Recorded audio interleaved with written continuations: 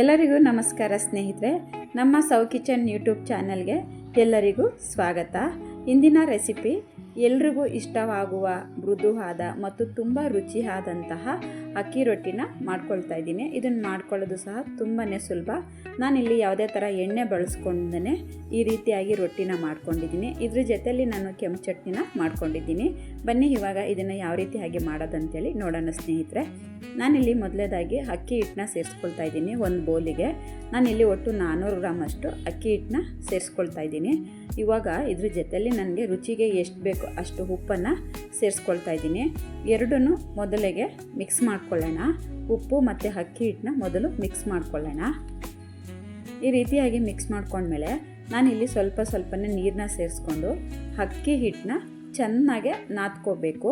ಎಷ್ಟು ಚೆನ್ನಾಗಿ ನಾವು ಅಕ್ಕಿ ಹಿಟ್ಟನ್ನ ನಾದ್ಕೊಳ್ತೀವೋ ಅಷ್ಟು ಚೆನ್ನಾಗೇ ಬರುತ್ತೆ. ಮತ್ತು ನಾನು ಇಲ್ಲಿ ಮಾಡ್ಕೊಳ್ಳೋದಕ್ಕೆ ಎಣ್ಣೆ ಬಳಸ್ಕೊಳ್ತಲ್ಲ, ಹಾಗೇ ಬಳಿಯ ರೊಟ್ಟಿ ಬಂದುಬಿಟ್ಟು ನಾನು ಮಾಡ್ಕೊಳ್ತಾ ಇರೋದು ಬಳಿಯ ರೊಟ್ಟಿನ ಮಾಡ್ಕೊಳ್ತಾ ಇದ್ದೀನಿ. ನಾವು ಎಣ್ಣೆ ಇಲ್ದೇ ಬಳಿಯ ರೊಟ್ಟಿ ಮಾಡ್ಕೋಬೇಕು ಅಂತಂದಾಗ ಈ ರೀತಿ ಹಾಗೆ ನಾವು ಅಕ್ಕಿ ಹಿಟ್ಟನ್ನ ಚೆನ್ನಾಗಿ ನಾದ್ಕೊಬೇಕು. ಸ್ವಲ್ಪನೇ ನೀರನ್ನ ಸೇರಿಸ್ಕೊಂಡು ನಾನು ಒಂದು 5 ನಿಮಿಷ ಅಕ್ಕಿ ಹಿಟ್ಟನ್ನ ನಾದ್ಕೊಂಡು ಕಲಿಸ್ಕೊಳ್ತೀನಿ. ಇಷ್ಟು ಅಕ್ಕಿ ಹಿಟ್ಟಲ್ಲಿ ನಾನು 400 ಗ್ರಾಮ್ ಅಕ್ಕಿ ಹಿಟ್ಟು ತೊಗೊಂಡಿದ್ದೀನಿ ಅಂತ ಹೇಳಿದೆ. ಇದರಲ್ಲಿ ಒಂದು 12 ರೊಟ್ಟಿ ಆಗುತ್ತೆ. ಒಂದು 4 ಜನ ಬ್ರೇಕ್ಫಾಸ್ಟ್ನ ಮಾಡ್ಕೋಬೋದು. ನೋಡಿ, ಈ ರೀತಿಯಾಗಿ ನಾನು ಸ್ವಲ್ಪ ನೀರನ್ನ ಸೇರಿಸಿ ಈ ರೀತಿ ಎಳೆಯಾಗಿ ಬರಬೇಕು ಅಕ್ಕಿ ಹಿಟ್ಟು. ಈ ರೀತಿಯಾಗಿ ನಾನು ಕಲಿಸ್ಬಿಟ್ಟು ಇಟ್ಕೊಳ್ತಾ ಇದ್ದೀನಿ. ಒಂದು 5 ನಿಮಿಷ ಇಟ್ಕೊಳ್ಳೋಣ ಸೈಡ್ಗೆ. ನೋಡಿ, ಈ ರೆಡಿ ಆಗಿದೆ ಅಕ್ಕಿ ಹಿಟ್ಟು. ಇದನ್ನು ಒಂದು 5 ನಿಮಿಷ ಸೈಡ್ಗೆ ಇಟ್ಕೊಳ್ಳೋಣ, ರೆಸ್ಟ್ ಆಗೋದಕ್ಕೆ ಬಿಟ್ಕೊಳ್ಳೋಣ. ಅಷ್ಟರಲ್ಲಿ ನಾನಿಲ್ಲಿ ಚಟ್ನಿ ಮಾಡ್ಕೊಳ್ತಾ ಇದ್ದೀನಿ. ಚಟ್ನಿ ಮಾಡ್ಕೊಳ್ಳೋದಕ್ಕೆ ಬಾಣಲೆ ಇಟ್ಕೊಂಡಿದ್ದೀನಿ. ಬಾಣಲೆಗೆ 1 ಕಪ್ ಅಷ್ಟು ಕಡಲೆಕಾಯಿ ಬೀಜ ಸೇರಿಸ್ಕೊಳ್ತಾ ಇದ್ದೀನಿ. ಖಾರಕ್ಕೆ ಅಂತ ಹೇಳ್ಬಿಟ್ಟು ನಾನಿಲ್ಲಿ 2 ಖಾರದ ಮೆಣಸಿನ್ಕಾಯಿ ಮತ್ತು ಒಂದು 5 ಬೇಡಿಗೆ ಮೆಣಸಿನ್ಕಾಯನ್ನ ಸೇರಿಸ್ಕೊಳ್ತಾ ಇದ್ದೀನಿ. ಇಷ್ಟನ್ನು ಮಂದ ಉರಿಲಿ ಹುರ್ಕೊಳ್ಳೋಣ.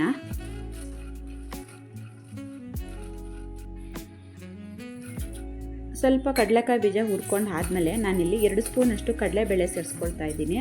ನಾನಿವತ್ತು ಹುರ್ಗಡ್ಲೆ ಬಳಸ್ಕೊಳ್ತಾ ಇಲ್ಲ, ಹಾಗೆಯೇ ಕಡಲೆಕಾಯಿ ಬೀಜ ಸೇರಿಸ್ಕೊಂಡು ಮಾಡ್ಕೊಳ್ತಾ ಇದ್ದೀನಿ. ಅದನ್ನು ಸ್ವಲ್ಪ ಈ ರೀತಿಯಾಗಿ ಹುರ್ಕೊಬೇಕು. ಈ ರೀತಿಯಾಗಿ ನಾನು ಹುರ್ಕೊಂಡು ಆದಮೇಲೆ ಇದು ಆಗಿದೆ. ನಾನಿವಾಗ ಫ್ಲೇಮ್ ಆಫ್ ಮಾಡ್ಕೊಂಡ್ಬಿಡ್ತೀನಿ. ಫ್ಲೇಮ್ ಆಫ್ ಮಾಡ್ಕೊಂಡ್ಮೇಲೆ ಬಾಣಲೆ ಬಿಸಿ ಇರುತ್ತೆ. ಈ ಬಾಣಲೆ ಬಿಸಿ ಇದ್ದಾಗಲೇ ನಾನಿಲ್ಲಿ ಒಂದು 10 ಪೀಸಷ್ಟು ಬೆಳ್ಳುಳ್ಳಿನ ಸೇರಿಸ್ಕೊಳ್ತೀನಿ. ಒಂದಿಷ್ಟು ಹುಳಿ ಸೇರಿಸ್ಕೊಳ್ತೀನಿ, 1 ಇಂಚಷ್ಟು ಹುಳಿ ಸೇರಿಸ್ಕೊಳ್ತೀನಿ ಮತ್ತು ಸ್ವಲ್ಪ ಕಾಯಿ ತುರಿನ ಸೇರಿಸ್ಕೊಳ್ತೀನಿ. ಅಷ್ಟನ್ನು ಮಿಕ್ಸ್ ಮಾಡಿಬಿಟ್ಟು ಹಾಗೆ ಬಿಸಿ ಆಗೋದಕ್ಕೆ ಬಿಟ್ಕೊಳ್ತೀನಿ. ಸ್ವಲ್ಪ ಕರಿಬೇವಿನ ಸೊಪ್ಪನ್ನ ಸೇರಿಸ್ಬಿಟ್ಟು ಬಿಟ್ಕೊಳ್ತೀನಿ. ಸ್ವಲ್ಪ ಕೂಲ್ ಆಗೋವರೆಗೂ ಬಿಟ್ಕೊಳ್ತೀನಿ.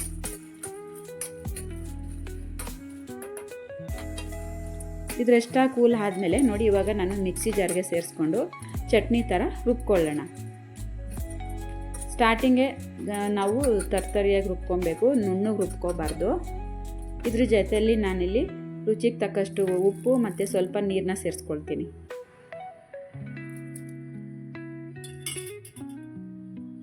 ತರ್ತರಿಯಾಗಿ ರುಬ್ಕೊಳ್ಳೋಣ. ಈ ರೀತಿಯಾಗಿ ನಾನು ತರ್ತರಿಯಾಗಿ ರುಬ್ಕೊಂಡ್ಮೇಲೆ ಇವಾಗ ಕೊತ್ತಂಬರಿ ಸೊಪ್ಪನ್ನ ನಾನು ಸೇರಿಸ್ಕೊಳ್ತೀನಿ. ಇವಾಗ ಇದನ್ನು ರುಬ್ಕೊಂಡು ಬರೋಣ. ರುಬ್ಕೊಂಡಿದ್ದೀನಿ. ಇದನ್ನು ನಾನಿಲ್ಲಿ ಒಂದು ಬೌಲ್ಗೆ ಸೇರಿಸ್ಕೊಳ್ತಾ ಇದ್ದೀನಿ. ಚೆನ್ನಾಗಿರುತ್ತೆ. ಈ ರೊಟ್ಟಿಗೂ ಈ ಚಟ್ನಿಗೂ ಒಳ್ಳೆ ಕಾಂಬಿನೇಷನು, ತುಂಬಾ ಸಖತ್ತಾಗಿರುತ್ತೆ. ಕಡಲೆಕಾಯಿ ಬೀಜದ ಚಟ್ನಿ ಬಂದುಬಿಟ್ಟು ಈ ರೊಟ್ಟಿಗೆ. ಇವಾಗ ಜಾರಲ್ಲಿರೋ ಅಂತಹ ಚಟ್ನಿಲನ ನಾನು ತಗೊಳ್ತಾ ಇದ್ದೀನಿ. ನೋಡಿ, ಈ ರೀತಿಯಾಗಿ ನಾನು ರುಬ್ಕೊಂಡಿದ್ದೀನಿ. ಮೀಡಿಯಮ್ ಅಳತೆಲಿ ರುಬ್ಬಿ ಇಟ್ಕೊಂಡಿದ್ದೀನಿ. ತುಂಬ ಟೇಸ್ಟಿಯಾಗಿರುತ್ತೆ ಈ ಚಟ್ನಿ ಬಂದುಬಿಟ್ಟು. ಇವಾಗ ಮಿಕ್ಸಿ ಜಾರಲ್ಲಿ ಸ್ವಲ್ಪ ನೀರನ್ನ ಸೇರಿಸ್ಬಿಟ್ಟು ಅದನ್ನು ಹಾಕ್ಕೊಳ್ತಾ ಇದ್ದೀನಿ. ನಾವು ಜಾಸ್ತಿ ತಳ್ಳಗೆ ಮಾಡ್ಕೊಳ್ಳೋದು ಬೇಡ, ನಮಗೆ ಹೇಗೆ ಬೇಕೋ ಹಾಗೆ ನೋಡಿಕೊಂಡು ಮಿಕ್ಸ್ ಮಾಡ್ಕೊಳ್ಳೋಣ. ಇದು ರೆಡಿಯಾಗಿದೆ. ಇದಕ್ಕೊಂದು ಸಿಂಪಲ್ ಆಗಿರೋದು ಒಂದು ಒಗ್ಗರಣೆ ಕೊಟ್ಕೊಂಬಿಡೋಣ. ರುಚಿ ಇನ್ನೂ ಹೆಚ್ಚುತ್ತೆ ಇದಕ್ಕೊಂದು ಒಗ್ಗರಣೆ ಕೊಟ್ಕೊಂಡ್ಬಿಟ್ರೆ. ನಾನಿಲ್ಲಿ ಒಂದು ಚಿಕ್ಕ ಬಾಣಲೆ ಇಟ್ಕೊಂಡು ಬಾಣಲೆಗೆ ಒಂದು ಸ್ವಲ್ಪ ಎಣ್ಣೆ ಸೇರಿಸ್ಕೊಳ್ತಾ ಇದ್ದೀನಿ. ಸಾಸಿವೆ ಮತ್ತು ಒಂದು ಚಿಟಿಕೆ ಜೀರಿಗೆ ಸೇರಿಸ್ಕೊಳ್ತಾ ಇದ್ದೀನಿ. ಒಂದು ಅರ್ಧ ಸ್ಪೂನಷ್ಟು ಉದ್ದಿನಬೇಳೆ ಸೇರಿಸ್ಕೊಳ್ತಾ ಇದ್ದೀನಿ. ಸ್ವಲ್ಪ ಕರಿಬೇವಿನ ಸೊಪ್ಪನ್ನ ಸೇರಿಸ್ಕೊಳ್ತೀನಿ. ಅಷ್ಟು ರೋಸ್ಟ್ ಮಾಡ್ಕೊಂಡ್ಬಿಟ್ಟು ಒಂದು ಸ್ವಲ್ಪ ಹಿಂಗು ಸೇರಿಸ್ಕೊಂಡ್ಬಿಡ್ತೀನಿ. ಅಷ್ಟಾದರೆ ಆಯಿತು ಇದ್ರ ಒಗ್ಗರಣೆ. ಇದನ್ನು ತೆಗೆದ್ಬಿಟ್ಟು ಫ್ಲೇಮ್ ಆಫ್ ಮಾಡಿಕೊಂಡು ನಾನು ಚಟ್ನಿಗೆ ಸೇರಿಸ್ಕೊಳ್ತೀನಿ. ಒಂದು ಸ್ವಲ್ಪ ಚೆನ್ನಾಗಿರುತ್ತೆ. ಈ ರೀತಿಯಾಗಿ ನಾವು ಒಗ್ಗರಣೆ ಮಾಡ್ಕೊಳ್ಳೋದ್ರಿಂದ ಚಟ್ನಿ ರುಚಿಯನ್ನು ಹೆಚ್ಚುತ್ತೆ. ಇವಾಗ ಚಟ್ನಿ ರೆಡಿ ಆಯಿತು.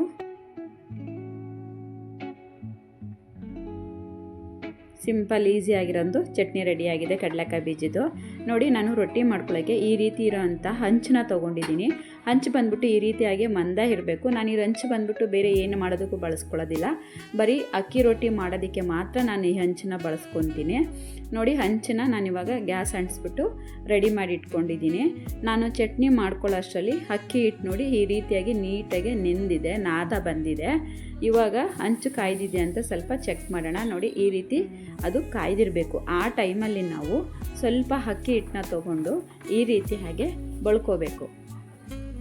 ನಮಗೆ ತುಂಬ ತೆಳ್ಳಗೆ ಬೇಕು ಅಂದರೆ ತುಂಬ ತೆಳ್ಳಗೆ ಬಳ್ಕೋಬೋದು. ಸ್ವಲ್ಪ ಸ್ಟಾರ್ಟಿಂಗ್ ಮಾಡ್ಕೋಬೇಕಾದ್ರೆ ಬಿಸಿ ಅಂತ ಅನಿಸುತ್ತೆ, ಆಮೇಲೆ ಮಾಡ್ತಾ ಮಾಡ್ತಾ ನಮಗೆ ಅಭ್ಯಾಸ ಆಗುತ್ತೆ. ಈ ರೀತಿಯಾಗಿ ಬಳ್ಕೊಂಡಾದಮೇಲೆ ನಾನು 2 ನಿಮಿಷ ಮುಚ್ಚಿಟ್ಕೊಳ್ತೀನಿ. ನೋಡಿ ರೆಡಿಯಾಗಿದೆ, ಕ್ರಿಸ್ಪಿಯಾಗಿ ಆಗುತ್ತೆ. ನಮ್ಗೆ ಆ ರೀತಿ ಬೇಡ, ಸ್ವಲ್ಪ ಸಾಫ್ಟ್ ಆಗಬೇಕು ಅಂದರೂ ಸಹ ನಾನು ಅದನ್ನು ಮಾಡಿ ತೋರಿಸ್ತೀನಿ. ನಾನು ತುಂಬ ತೆಳ್ಳಗೆ ಬೆಳೆದಿದ್ದೀನಿ ನೋಡಿ, 1 ಇಂಚಷ್ಟು ಇಲ್ಲ, ಒಂದಲ್ಲ 1/4 ಇಂಚಷ್ಟು ಇಲ್ಲ ಲೇಯರು, ಅಷ್ಟು ತೆಳ್ಳಗೆ ಬಳ್ಕೊಂಡಿದ್ದೀನಿ. ಈ ರೀತಿ ಹಾಗೆ ಮಾಡಿಕೊಂಡ್ರೆ ಚೆನ್ನಾಗಿರುತ್ತೆ ತಿನ್ನೋದಕ್ಕೆಲ್ಲ. ಇನ್ನೊಂದು ನಾನು ಮಾಡಿ ತೋರಿಸ್ತೀನಿ ಸ್ನೇಹಿತರೆ. ಸ್ವಲ್ಪ ಮಂದ ಬೇಕು ಅಂದರೆ ಈ ರೀತಿ ನಾನು ಸ್ವಲ್ಪ ಹೆಚ್ಚು ಹಿಟ್ಟು ಹಾಕ್ಕೊಂಡು ಈ ರೀತಿಯಾಗಿ ಮಂದವಾಗಿ ಬಳ್ಕೊಬೇಕು. ಬಳ್ಕೊಂಡಾದ್ಮೇಲೆ ಇದನ್ನು ಸಹ 2 ನಿಮಿಷ ನಾನು ಮುಚ್ಚಿಬಿಟ್ಟು ಬೇಯಿಸ್ಕೊಳ್ತೀನಿ. ಮಂದ ಮಾಡ್ಕೊಂಡಾಗ ನಾವು ಉಲ್ಟಾ ಬೇಯಿಸ್ಕೋಬೇಕು. ಆ ರೀತಿಯಾಗಿ ಒಂದೇ ಲೇಯರ್ ತೆಳ್ಳಗೆ ಮಾಡಿಕೊಂಡ್ರೆ ನಾವು ಉಲ್ಟಾ ಏನು ಹಾಕ್ಬಿಟ್ಟು ಬೇಯಿಸ್ಕೊಳ್ಳೋದು ಬೇಡ. ನಾವು ಈ ರೀತಿ ಸ್ವಲ್ಪ ಮಂದ ಮಾಡ್ಕೊಳ್ತೀವಿ ಅಂದಾಗ ಸ್ವಲ್ಪ ಉಲ್ಟಾ ಬೇಯಿಸ್ಕೋಬೇಕು, ಆವಾಗ ಚೆನ್ನಾಗಿರುತ್ತೆ ರೊಟ್ಟಿ, ಅಕ್ಕಿ ರೊಟ್ಟಿ. ನೋಡಿ ನಾನಿಲ್ಲಿ ಯಾವುದೇ ಥರದ್ದು ಎಣ್ಣೆ ಬಳಸ್ಕೊಂಡಿಲ್ಲ, ಒಳ್ಳೆ ಡಯಟ್ ಫುಡ್ ಕೂಡ ಇದು.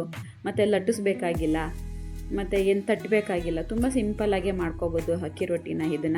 ಇದ್ರ ಜೊತೆ ತರಕಾರಿ ಪಲ್ಯ ಎಲ್ಲ ಥರನೂ ನಾವು ಮಾಡ್ಕೋಬೋದು.